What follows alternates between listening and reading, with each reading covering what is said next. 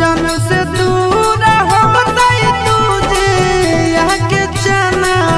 यार दूजी यहाँ के चना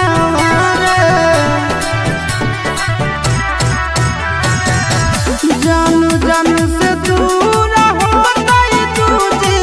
यहाँ के चना यार दूजी यहाँ के चना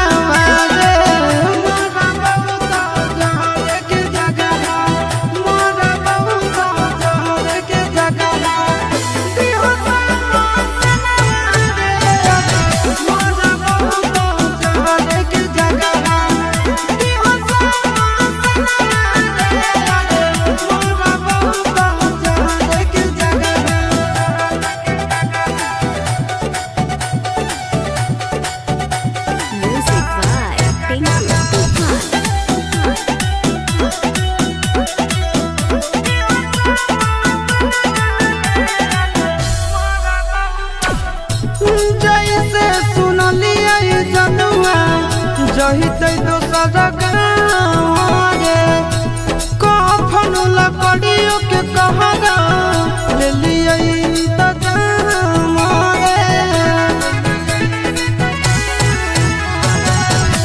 जैसे सुनलिया जनुआ जही तै दोसर गाँव रे कफन लकड़ियों के कहरा